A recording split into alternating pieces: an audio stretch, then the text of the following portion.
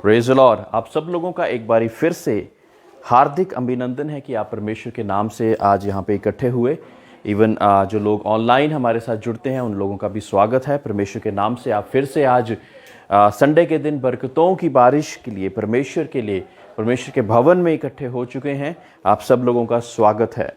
Praise the Lord. जैसे कि हमने बॉडी, सोल और स्पिरिट में सीखते हुए हमने पिछली बारी सीखा कि हमारी जो बॉडी और सोल है उसी में हमारी टेम्पटेशंस आती हैं, लेकिन हमारी स्पिरिट में परमेश्वर हमारी मदद और सहायता करता है कि हम मेडिटेशन के और बढ़ सकें, ना या कि परमेश्वर के ध्यान की और बढ़ सकें। अब हम ज़्यादा जो समय बिताएंगे वो परमेश्वर के बारे में, मेडिटेशन के बारे में, सीखने के बारे में ही बिताएंगे, क्योंकि जब हम अपनी बॉडी पे, अपने सोल पे विजय पा लेते हैं तो हम ज़्यादा स्पिरिट में कार्य करने के लिए रेडी हो जाते हैं। Praise the Lord. क्योंकि परमेश्वर तो आत्मा है और उसके परस्तगार रूह और सच्चाई में उसकी हमदो परस्तिश करें।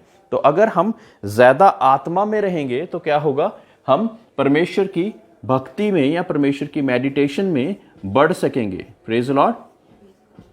और जब हम परमेश्वर की भक्ति में बढ़ेंगे तो परमेश्वर को जानना सीखेंगे, परमेश्वर की करीबी में हम बढ़ते जाएंगे, है ना। और तब क्या होगा कि हम बहुत सी ऐसी भेद की बातों को परमेश्वर के द्वारा सीख पाएंगे जो कि आज तक शायद हमारे लिए एक भेद था, एक पता ही नहीं था कि ये होता क्या है ना। तो मेडिटेशन है क्या? मेडिटेशन एक ऐसी स्पिरिचुअल एक्सरसाइज है जैसे कि हम लगातार किसी शब्द को या किसी वचन को, किसी आयत को हम पढ़कर उसके बारे में दोबारा गौर करते हैं। Praise the Lord. हम गौर करते हैं दोबारा कि वो चीज क्या थी, परमेश्वर ये वचन तूने क्यों लिखा, क्या रीजन था इसका। Praise the Lord. और इसके कारण हम उसकी भेद की बात को जान पाते हैं। जैसे कि हमने पहले भी सीखा कि पहले तो शब्द हमारे मुख तक होते हैं, फिर हमारे दिमाग तक पहुंचते हैं, और फिर दिमाग से जब दिल तक पहुंचते हैं तो एक रेवलेशन यानी कि मुकाशवा आना हमारे दिल में शुरू हो जाता है। तो ये एकदम से ऐसी चुटकी बजाने वाला काम नहीं है, क्योंकि जब हम मेडिटेशन करते हैं तो आप सोचिए कि बहुत से विचार जो कि दुनिया के चल रहे हैं, जॉब के चल रहे हैं, हस्बैंड वाइफ के चल रहे हैं, बच्चों के लिए चल रहे हैं, अपने माँ बाप के लिए चल रहे हैं, ये सारे विचार भी चल रहे हैं, लेकिन उन सब चीज़ों के बीच में हम एक जगह पे फोकस कर वहाँ पे ध्यान लगाना है ताकि उस चीज़ के बीच में से हम परमेश्वर की बात को सीख सकें। तो ये आसान नहीं होगा, है ना। ये एक एक्सरसाइज करनी पड़ेगी, एक तरीका परमेश्वर के साथ बैठकर होगा, और तब हम इस चीज़ को सीख पाएंगे। और फिर मैं विश्वास करता हूँ कि परमेश्वर ऐसी बहुत सी चीज़ों को आपको रिवील करेगा जो कि आपने पहले नहीं सीखी होंगी।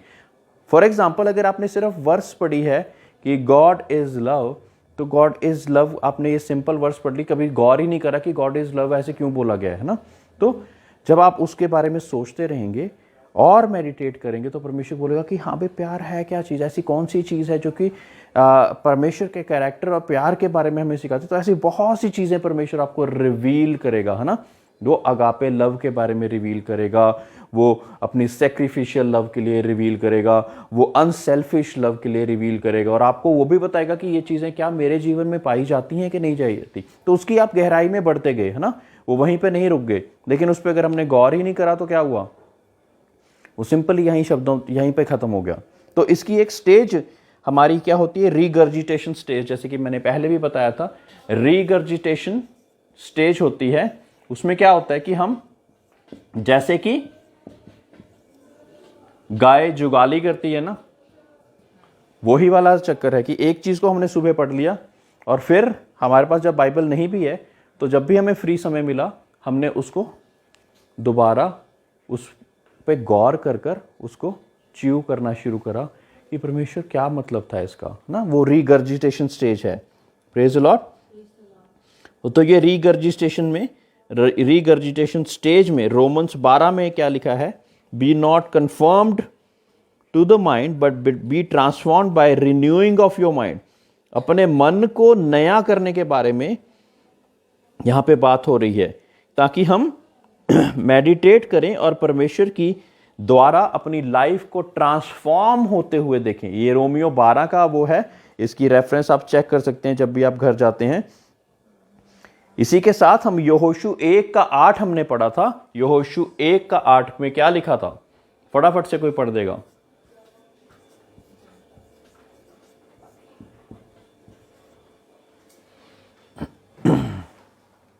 व्यवस्था की यह पुस्तक तेरे चित्त से कभी ना उतरने पाए, इसी में दिन रात ध्यान दिए रहना, इसलिए कि जो कुछ उसमें लिखा है उसके अनुसार करने की तू चौकसी करे, क्योंकि ऐसा ही करने से तेरे सब काम सफल होंगे और तू प्रभावशाली होगा। Praise the Lord. सो व्यवस्था की इस पुस्तक को, जो कि बाइबल है, ये हमारे चित्त से जुदा ना होने पाए, जिस वजह से हमें भेद की बातें और हमारे सारे काम भी सफल हो रहे हैं। सोचिए कि ना ही सिर्फ हम परमेश्वर की और गौर करते जा रहे हैं, लेकिन उसके साथ के साथ हमें बेनिफिट क्या हो रहा है? What is in it for me? कि हमें हमारे काम भी सफल होते जा रहे हैं। Praise the Lord. क्योंकि अब हम तरीका यहोवा वाला सीख रहे हैं, जो कि दुनियावी तरीका नहीं है, लेकिन एक डिफरेंट तरीका है, जो कि परमेश्वर का तरीका है। और परमेश्वर का तरीका जो है, क्या वो फेल हो सकता है? कितने लोग कहते हैं वो फेल हो सकता है? हाँ, हम फेल हो सकते हैं, लेकिन जो कि परमेश्वर का तरीका है वो फेल नहीं हो सकता। तो परमेश्वर का तरीका जानने के लिए meditate on the word of God day and night. तब हमें परमेश्वर के वचन पर ध्यान या मनन दिन और रात करना पड़ेगा, ताकि हम उसके तरीके के, उसके तौर अनुसार हम चल सकें। बहुत से लोग जैसे जो कि पुराने क्रिश्चियंस हैं, उनमें से कई बार सवाल कभी पूछे जाते और वो अपने माइंड से उस चीज़ की आंसर देने की कोशिश करते, जबकि वो ठीक नहीं है। आपको परमेश्वर का माइंड जान के उस हिसाब से बिब्लिकली उस क्वेश्चन का आंसर देना है। क्योंकि उस वजह से क्या होगा कि दूसरे व्यक्ति को, आपको वो तो ये सोच के आपसे क्वेश्चन पूछ रहा है कि आप बहुत ज़्यादा पुराने हैं परमेश्वर में, आप शायद बहुत सी चीज़ें, भेद की बातों को सीख चुके होंगे, इस वजह से उसने सवाल पूछा होगा। नहीं पता तो आप सिंपली ना कर सकते हैं। इंडिया में क्या होता है कि हर एक कोई डॉक्टर है, हर एक कोई सारी बातें जानता है। पूछा है तो हमने जवाब देना ही है, चाहे हमें आता है चाहे नहीं आता। सिरदर्द का अभी 5 व्यक्ति बैठे हो ना, सारे अलग अलग बता देंगे, तू ये कर ले, तू वो कर ले, तू ये कर ले, तू वो कर ले। क्यों? आप डॉक्टर नहीं है, आपने MBBS नहीं की है, तो आप चुप रहिए। आप कहिए कि डॉक्टर से आप सलाह लीजिए। तो इसको सिखाने के प्रति क्या मैं बताना क्या चाह रहा हूं कि आपको खुद परमेश्वर के बीच में स्टडी करके उसका आंसर ढूंढो। वेट कर लो उसको, क्योंकि अगर आप ही ने आंसर देना, आप वेट करके खुद पढ़ के दे दो। अपने पास्टर से, अपने लीडर से, अपने मेंटर से बातचीत करिए और फिर दे दीजिए आंसर। कोई बात नहीं। इससे क्या होगा कि आप भी उस सवाल में कंफर्म हो गए हैं और आप राइट आंसर ही दे रहे हैं, which is very necessary. Sometimes वो राइट आंसर दूसरे की जिंदगी बदल सकता है। Praise the Lord. समटाइम्स वो राइट आंसर दूसरे की जिंदगी बदल सकता है और वो रॉन्ग आंसर दूसरे की जिंदगी में कुछ और ही प्रभाव कर सकता है। Praise the Lord. मैं एक छोटा सा एग्जांपल दूंगा कि मैं, जैसे कि अपने ऑफिस में एक व्यक्ति था जिसकी जॉब जाने वाली थी, उसको 30 दिन का 40 दिन का नोटिस दे दिया था। मैंने शायद ये एग्जांपल पहले भी शेयर करा। तो वो व्यक्ति मेरे से शेयर करने लग गया, यार मेरे को ना वहाँ पे अब जॉब से मुझे निकाल रहे हैं और अब मेरा पता नहीं क्या होगा। बहुत ज़्यादा डिस्करेज होकर, डिप्रेशन ऐसे उसमें क्या होगा। मेरे पास सिर्फ 5-10 मिनट का समय था, क्योंकि उस समय के बाद मेरी कैब जाने वाली थी। अब उस व्यक्ति के जीवन में मैं कुछ ऐसा प्रभावशाली या कुछ ऐसा अलग क्या कर सकता हूँ ना। वो लगातार ये चीज़ें बोली जा रहा, और मैंने कहता कि मेरे पंडितों ने भी ये चीज़ कही है कि तू जॉब में सफल नहीं हो पाएगा। मेरे जो ज्ञान वाले लोग हैं उनसे भी मैंने पूछा, उन्होंने बोला कि तू इस चीज़ में सफल नहीं हो पाएगा। मैंने उसके क्योंकि मेरे पास 10 मिनट का ही समय था, मैंने कहा प्रभु यीशु मसीह को अगर आप जानते नहीं हैं तो मैं आपके जीवन में एक चीज़ बोलना चाहूँगा कि ये जो सारी चीज़ें हैं परमेश्वर यीशु के नाम में कैंसिल हो सकती हैं, और आपकी जॉब भी स्थिर रहेगी, सफल रहेगी, और आप उसमें आगे बढ़ पाएंगे। ये बोल के मैं चले गया, क्योंकि मेरे पास और ज़्यादा बोलने का समय ही नहीं था। और उसने उसके बाद उसके बारे में ज़रूर सोचा होगा, और मैंने अब देखा कि उसको जो 40 डेज 45 डेज का समय था, उसके बाद भी वो उसी ऑफिस में ही था और उसकी पोजीशन स्टेबल थी। हालांकि वो उसका शुक्रिया या धन्यवाद या कुछ ऐसे बोलने के लिए नहीं आया, लेकिन गॉड डिड हिज वर्क। परमेश्वर ने अपना काम कर दिया था। तो हम आज की डेट में जब किसी के पास जाते हैं, क्या हम पार्ट ऑफ द प्रॉब्लम हैं या हम सोल्यूशन हैं? ये बहुत जानना जरूरी। Are we a part of the problem और do we have any solution?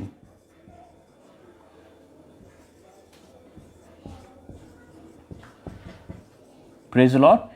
हम पार्ट ऑफ प्रॉब्लम हैं या पार्ट ऑफ सोल्यूशन हैं?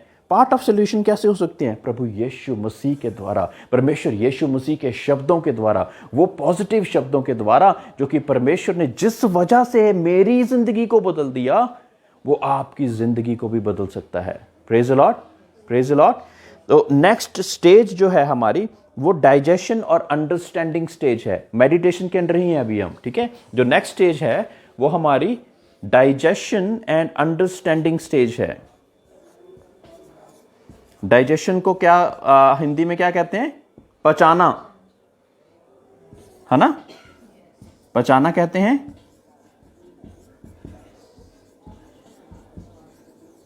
दिस इज द स्टेज जो कि डाइजेशन और अंडरस्टैंडिंग, जिस चीज को हम समझ गए हैं, पचा लिया है हमने, और वो चीज हमारे अंदर अच्छे से बैठ गई है और आपकी एक heavenly understanding of the word बन गई है। Praise the Lord. एक अंडरस्टैंडिंग जो कि परमेश्वर ने आपको दी है, वो वाली अंडरस्टैंडिंग थ्रू स्क्रिप्चर्स आपकी बन गई है। और इस चीज में सबसे ज्यादा आपकी सहायता कौन करेगा? डाइजेशन एंड अंडरस्टैंडिंग स्टेज में आपकी सहायता पवित्र आत्मा, होली स्पिरिट। इसके बिना नहीं है कोई भी। अब आप हेवनली ज्ञान को सीखने की जब कोशिश कर रहे हैं तो क्या बॉडी और सोल के द्वारा सीख लोगे? नहीं, through spirit, and spirit that to the holy spirit. परमेश्वर की आत्मा जब हमारी आत्मा के साथ बातचीत करेगी तो हम बॉडी और सोल को टेम करके परमेश्वर के अनुसार चलना सिखाएंगे। Praise the Lord. जिन लोगों ने सारे चैप्टर्स पहले वाले सीखे वो बहुत अच्छी तरीके से सीख पा रहे होंगे कि मैं क्या बोलने की कोशिश कर रहा हूं। अगर ऐसा नहीं है तो मुश्किल हो जाएगा। और इसके ही द्वारा परमेश्वर हमारे जीवन में रेवलेशंस लेकर आते हैं, मुकाशवा जिसे कहते हैं, रेवलेशन ऑफ द वर्ड लेकर कहते हैं। जैसे कि अभी हमने थोड़ी देर पहले डिस्कस करा कि एक वर्ड को एक सिंपल पढ़ना, उसको बोलना, उसको माइंड तक उतारना, उसको दिल में बैठाना, और फिर उसके द्वारा रेवलेशन परमेश्वर के माइंड के द्वारा उस रेवलेशन को अपने जीवन में लेकर आना, है ना। और फिर नेचुरली ऐसी चीजें होनी शुरू हो जाएंगी।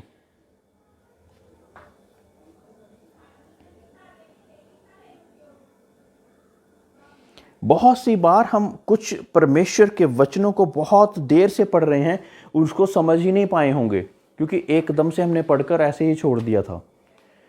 लेकिन अब जब ये डाइजेशन और अंडरस्टैंडिंग स्टेज में जब हमारी पवित्र आत्मा सहायता करेगी तो हमें उस चीज की समझ पता लग जाएगी, हमारी मन की आंखें खुल जाएंगी। Understanding, Lord please open the eyes of my understanding. ये लिख सकते हैं आप, ऐसी दुआ परमेश्वर से करनी शुरू करें, Lord please open the eyes of my understanding.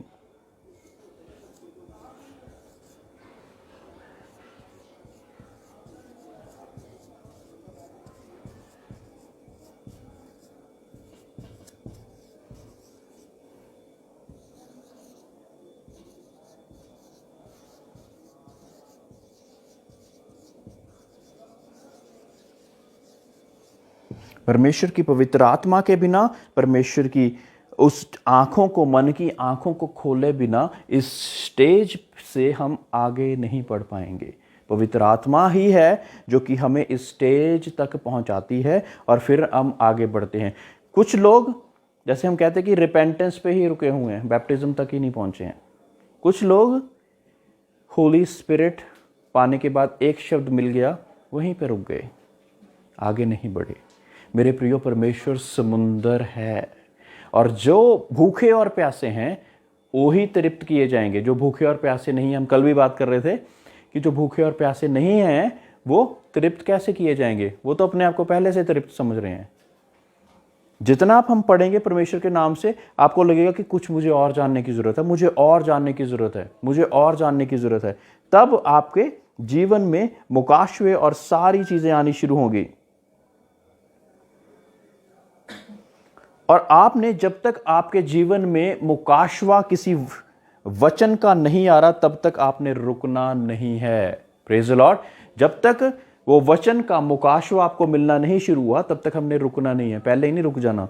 ये रिपेंटेंस कर ली, बस बहुत हो गया, खुदा के बेटे और बेटियां बन गए, अब तो हमारा स्वर्ग का वीज़ा लग गया है, अब तो कोई ज़रूरत ही नहीं।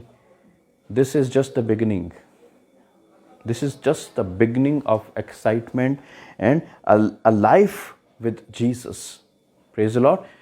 कैसे वो आंधियों को कमांड करता था और वो थम जाती थी, कैसे वो कहता था अपने दास को मूसा की अपनी छड़ी को फेंक और समुद्र दो भागों में बंट जाएगा, कैसे वो किसी बीमारी से ग्रसित व्यक्ति को कहता था बीमारी तू छोड़ के भाग जा, और वो चली जाती थी। It is a step by step procedure, it is a step by step procedure. और जब हम परमेश्वर में बढ़ेंगे तब इस चीज में हम आगे बढ़ना शुरू करेंगे। 1-2 घंटे कभी वचन पढ़ा है हमने, हम 10 मिनट से ऊपर नहीं जाते हैं तो तब हमें इंटरेस्ट आना शुरू होगा, तभी तो 1-2 घंटे पढ़ोगे ना। लेकिन हम 10 मिनट पे 5 मिनट पे रुके हुए हैं तो आगे कब बढ़ेंगे? आगे नहीं बढ़ेंगे हम तब तक। Praise the Lord. सो इससे नेक्स्ट जो स्टेज है वो है इंटरसेशन। इंटरसेशन यानी कि पैरवाई करता है ना। हमारा इंटरसेशन अभी कौन कर रहा है? कर रहा है जीसस क्राइस्ट, और उसके साथ उसके होली एंजल्स भी साथ दे रहे हैं इंटरसेशन के लिए। इंटरसेशन बहुत ही स्ट्रॉन्ग पावर है, इसके द्वारा बहुत सी बड़ी बड़ी चीजें हो जाती हैं। Praise the Lord. इंटरसेशन एक बहुत ही पावरफुल वेपन है जिसके द्वारा बहुत सी चीजें हो जाती हैं जो कि हमने सोची भी नहीं होती। परमेश्वर एक एडवोकेट के तरह से हमें हमेशा परमेश्वर के सामने खड़ा होकर हमारी इंटरसेशन कर रहा है ना। फॉर एग्जाम्पल, जैसे कि हमने पहले भी सीखा था कि जब एक दुआ की जाती है किसी बारे में भी, चाहे बीमारी के लिए, किसी फैमिली के लिए या किसी चीज के लिए भी बारे, ये दुआ ऊपर पहुंची, एक साइड पे एक दोषी खड़ा हुआ है, दूसरी साइड पे हमारा इंटरसेसर, हमारा ग्रेटेस्ट एडवोकेट, द राइचस जज बैठा हुआ है, और यहाँ पे परमेश्वर हाई प्रीस्ट यीशु मसीह हाई प्रीस्ट के तरह से हमारी बातों को, हमारी प्रार्थनाओं को परमेश्वर के आगे रख रहा है। Praise the lord. तो जब वो प्रार्थना परमेश्वर के पास पहुंची तो दोषी अपनी पुस्तकों में से निकाल कर क्या काम नरजीत ने, शिफा ने, साइमन ने, जैफी ने, गुरमीत आंटी ने या आशा ने किया है, उसको फटाफट से दोष लगाने शुरू कर देता है। फटाफट से, परमेश्वर इसकी प्रार्थना क्यों सुनी जाए? What is in it? मेरे में ऐसा क्या है कि मेरी प्रार्थना सुनी जाए? हाँ, क्योंकि मैं क्रिश्चियन हूं ये काफी नहीं है, क्योंकि मेरा नाम साइमन पीटर है ये काफी नहीं है। Praise the Lord. इतना ही काफी नहीं है। लेकिन परमेश्वर की ओबीडियंस में चलकर हम किस स्टेज पे पहुंचे हैं ये जरूरी है। That is the most important thing. क्योंकि जब हमारी प्रार्थनाएं जाएंगी, या फिर फ्रस्ट्रेट भी हो जाओगे, मेरी प्रार्थना तो सुनी नहीं जा रही, कोई ना कोई ऐसी चीज दुष्ट अभी पकड़े हुए है जो कि आपके जीवन में है, जो कि वो सामने पेश कर देता है जब भी आपकी प्रार्थना वहां पे पहुंचती है। Praise the Lord.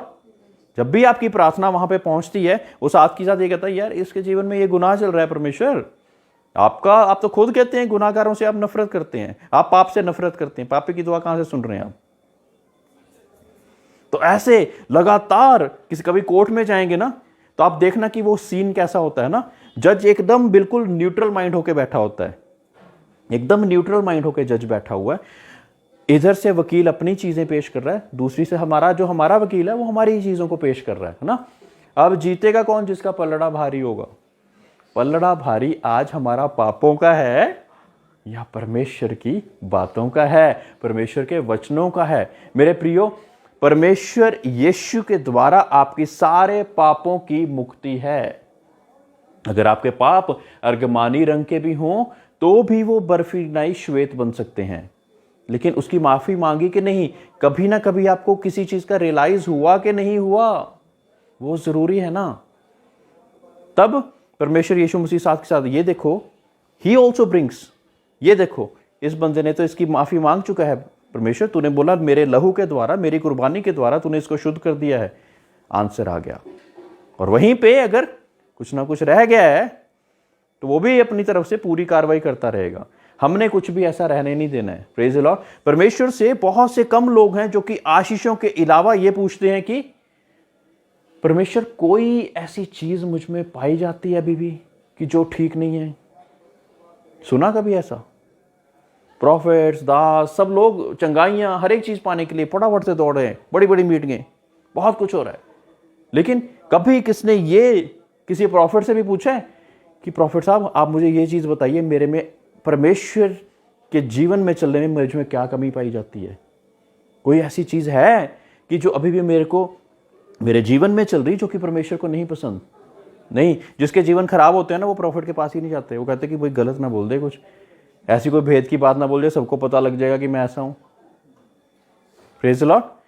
लेकिन आपको कम से कम उस बात को जानना तो जरूरी है। किसी को नहीं पता तो आपको तो पता है ना कि क्या ऐसी चीज है। उस चीज की हम माफी मांग के परमेश्वर के साथ वो रिलेशनशिप दोबारा कायम करने का तरीका बता दिया है परमेश्वर ने, फॉलो हमने करना है। परमेश्वर ने यीशु को मार्ग और सत्य और जीवन बना दिया है, फॉलो हमने करना है। कोई और नहीं करेगा हमारे लिए। क्या कोई और करेगा? है ना। मैं किसी और के लिए नहीं कर सकता, मेरे लिए कोई और नहीं कर सकता। लेकिन वो तरीका परमेश्वर ने जो दिया है वो हम परमेश्वर के द्वारा ही कर सकते हैं। और इंटरसेशन में क्या होता है कि चीजें हम प्रार्थनाएं कर रहे हैं जिस हिसाब से परमेश्वर चाहता है, जिस हिसाब से फरिश्ते कार्य कर रहे हैं, जिस हिसाब से यीशु मसीह कार्य कर रहा है, हम उस अलाइनमेंट में बढ़ चुके हैं। अब सोचो, meditation, regurgitation, digestion and understanding stage के बाद हम अब इंटरसेशन स्टेज पे आ गए हैं, जब हम प्रार्थनाएं लोगों के लिए कर रहे हैं एक बोझ के साथ। Praise the Lord. तब पवित्र आत्मा हमें उन लोगों के लिए प्रार्थनाएं करनी और ऐसी ऐसी चीजों के बारे में बताना शुरू कर देता है। हम ऐसे लोगों के लिए बोझ रखना शुरू कर देते हैं जो कि हमारे रिश्तेदार नहीं है, हमारे भाई बहन नहीं है, लेकिन परमेश्वर के बीच में आपके जीवन में वो बोझ है कि बचाए जाएं, वो भी, उसकी भी दर्द ठीक हो जाए, उसकी भी फैमिली प्रॉब्लम ठीक हो जाए, उसके भी जीवन में उद्धार और सल्वेशन का कार्य हो जाए। बोझ लगातार, ऐसा बोझ परमेश्वर दिया हुआ है। हाँ, ऐसा बोझ आया हुआ है आप उनके लिए आपके जीवन में, और आप लगातार उनके लिए प्रार्थना करते जा रहे हैं। ये नहीं कि एक दो बारी प्रार्थना करी, परमेश्वर हो तो नहीं रहा, ठीक, खत्म करें। जब तक उस समस्या का हल नहीं हो जाता तब तक आप प्रार्थना करते रहेंगे। ऐसा कोई है? परमेश्वर के इंटरसेसर हम बनना चाहते हैं, लेकिन हमने कौन सी ऐसी चीज के लिए तब तक प्रार्थना करी जब तक उस समस्या का हल नहीं हुआ? ऐसा नहीं करा होगा शायद किसी ने, लेकिन आज से आप इस बात को सीख चुके हैं, आप कर सकते हैं। Praise the Lord. क्योंकि परमेश्वर या तो उसका आंसर देगा या आपको यह बताएगा कि इसका आंसर ये नहीं, ये होना चाहिए, वो आपको रिवील करेगा परमेश्वर। प्रेज द लॉर्ड, है ना। कई लोगों ने लगातार ऐसी चीजों को मांग रखा है जो कि परमेश्वर के अनुसार ही नहीं है, और उसके लिए हम प्रार्थना करते रहें तो क्या होगा? आपको परमेश्वर के लिए से पूछना पड़ेगा, है ना। अब चंगाई, कुछ बातें बिल्कुल ही सिंपल सी हैं, जैसे कि चंगाई, परमेश्वर चाहेगा आपके जीवन में चंगाई है। जैसे कि हस्बैंड वाइफ का अच्छा रिलेशन, परमेश्वर चाहता है। इस चीज के लिए बहुत ज्यादा वो करने की जरूरत नहीं है, लगातार प्रार्थना करते रहे। लेकिन अगर एकदम से हमने ये सोच लिया कि हाँ भाई नरजीत को मर्सिडीज गाड़ी चाहिए, सारी कलीसिया उसके लिए प्रार्थना कर रही है, no fun. Praise the lord. परमेश्वर ऐसी दुआओं को सुन भी सकते हैं, लेकिन उसकी जरूरत के अनुसार जब परमेश्वर चाहेंगे उसको दे देंगे, है ना। तो कुछ चीजें तो बिल्कुल ही डायरेक्ट है, वो आपको पता ही है, वो बाइबल में ही लिखी हुई हैं कि बीमारों पर हाथ रखो तो वो चंगे हो जाएंगे, दुष्ट आत्मा को आदेश दोगे तो वो छोड़ के भाग जाएंगी। हो सकता है कि फर्स्ट टाइम आप किसी की सिरदर्द के लिए प्रार्थना करो तो वो चंगा ना हो, इसके कारण आपने पीछा नहीं हट जाना।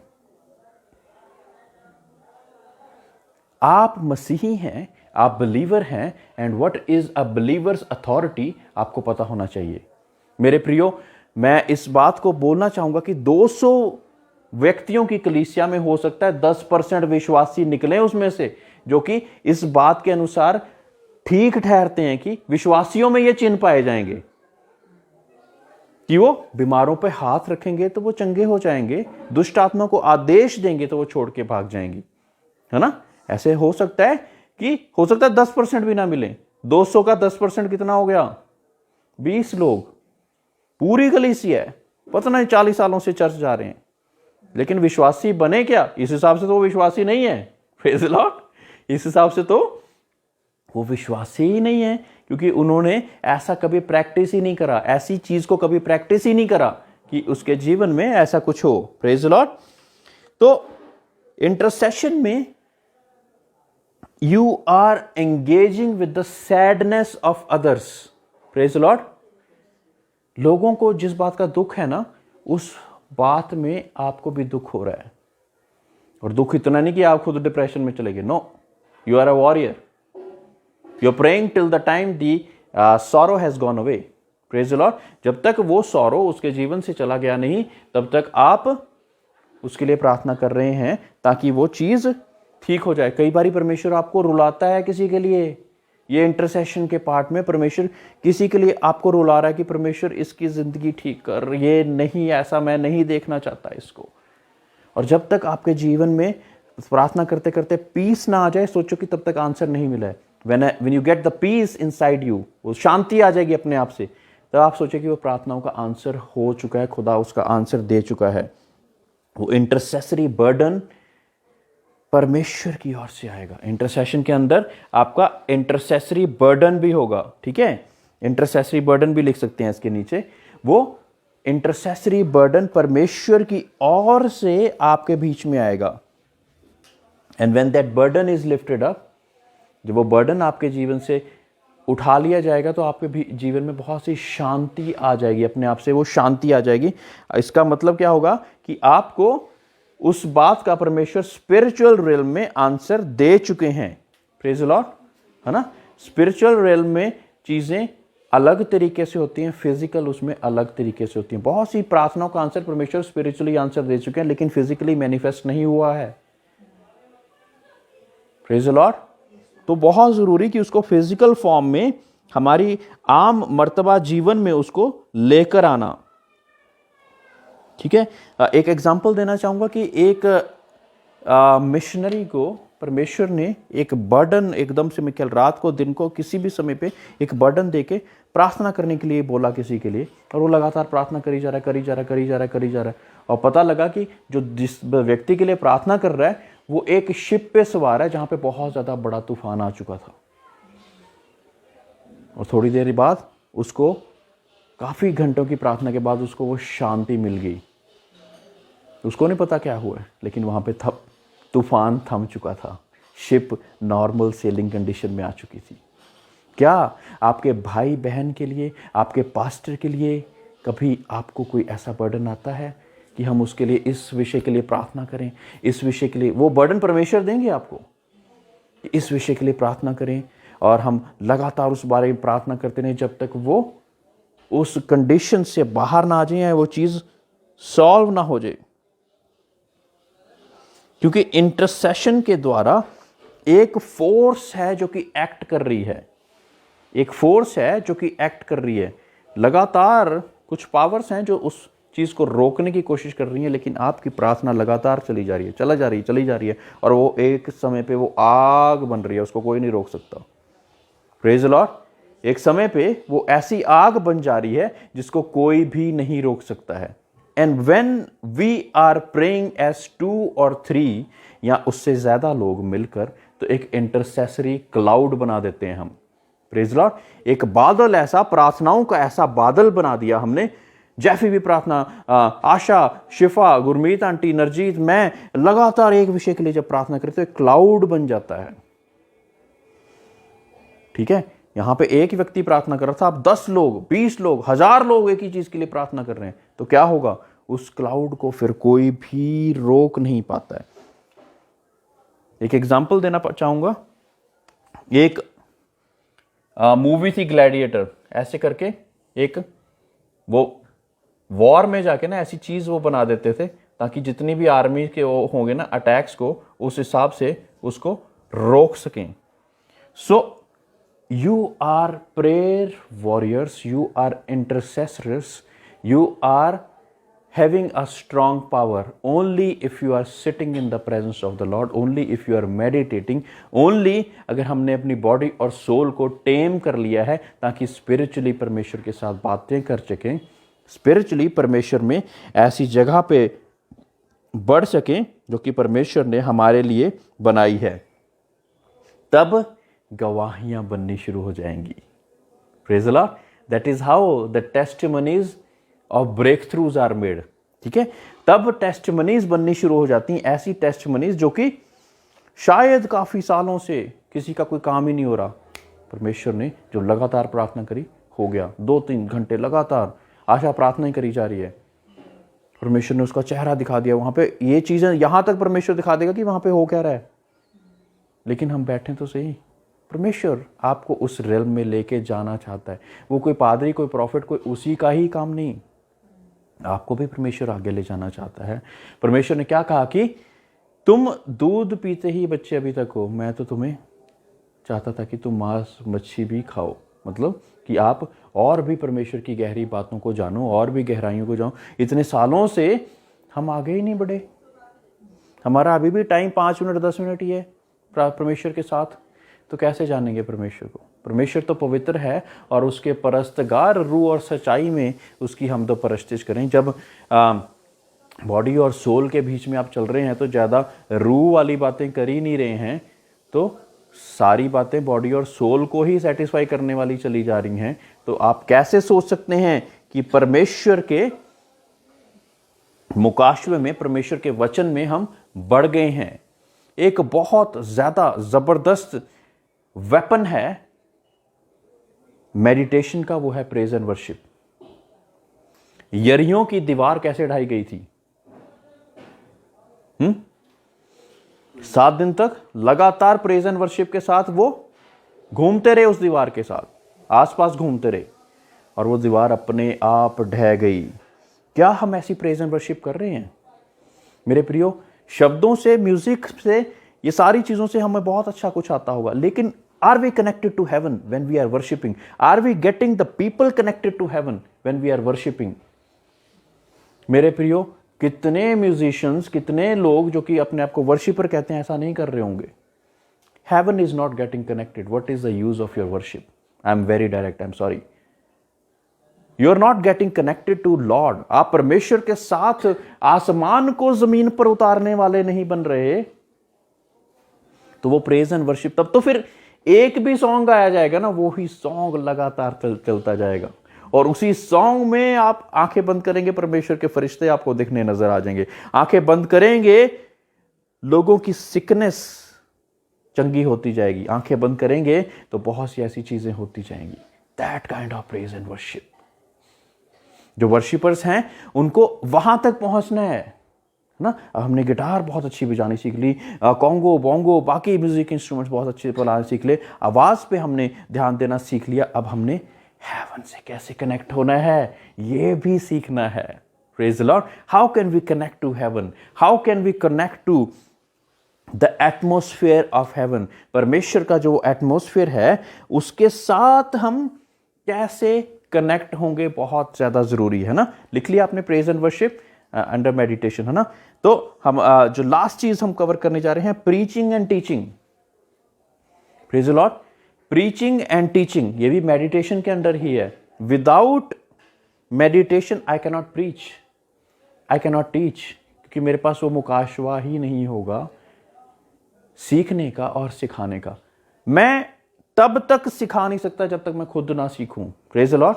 वेरी वेरी क्लियर है। कई लोग सिखाने वाला तो बनना चाहते हैं लेकिन सीखना नहीं चाहते हैं। आपको परमेश्वर चाहता है कि आप सिखाने वाले बनो, लेकिन सीखो तो सही पहले। You need to be disciples first. आपको परमेश्वर के कार्यों में पहले बढ़ना पड़ेगा, उसकी करीबी में बढ़ना पड़ेगा, so that you are available for preaching and teaching. बहुत ही मुश्किल कार्य है ये। कल हम बातचीत कर रहे थे कि एक सेवक का कार्य कि बहुत ज्यादा मुश्किल होता है, ये आसान नहीं है ना। लोग कहते हैं कि हाँ भी कोई और कार्य नहीं मिला तो सेवकाई शुरू कर दी। ऐसा नहीं है। सेवक का कार्य बहुत ज्यादा मुश्किल है। You all eyes are on you. काफी आंखें हैं जो कि आपके ऊपर लगी हुई हैं लगातार।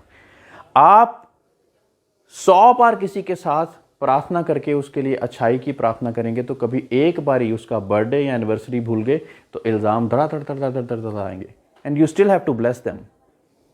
Praise the lord. ये सेवक का कार्य है।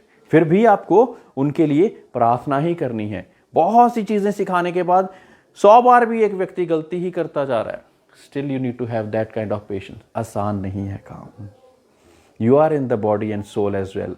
आप भी बॉडी और सोल में ही, अभी टोटली स्पिरिट में नहीं काम कर रहे आप, तो आपको ये चीजें डिफिकल्ट हो सकती हैं। ये चीजें आपके लिए भी डिफिकल्ट हैं, but you still need to. अब इसके लिए क्या करना पड़ेगा? एक सेवक को, उसको परमेश्वर के साथ, उसको भी उतना ही मेडिटेट, उसको भी उसके चरणों में बैठना पड़ेगा ताकि उस तरह की पेशेंस वो डेवलप कर सके, उस तरह की विजडम वो डेवलप कर सके, ताकि जब क्रूस पर यीशु मसीह को जब चढ़ाया गया, कांटों का ताज बनाया गया, मुंह पर थूका गया, तो वही लोग जो कि जिनके बीच में चंगाइयां वो करता था, जिनके बीच में जिनके मुर्दों को जिलाया, लंगड़ों को चंगा करा, और आंखें जिनकी नहीं थी उनको आंखें दी, तो वही क्या कह रहे हैं? क्रूस पे चढ़ा दो इसको। क्या तब उस समय पे आपके अंदर वो चीज है कि आप ये कह सकें कि पिता इन्हें माफ कर? ये नहीं जानते ये क्या कर रहे हैं। Very difficult man. नहीं आसान ये सेवकाई, ऐसी इतनी आसान नहीं जितनी हम सोचते हैं।